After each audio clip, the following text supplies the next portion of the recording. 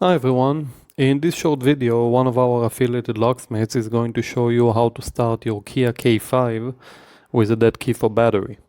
Remember, in case your key fob battery died, you will not be able to unlock the doors with the remote. This is why you will need to use the emergency key, which is located inside the key fob, to get into the vehicle first. After you get in, you will be able to use the remote as we are about to show you to start the car.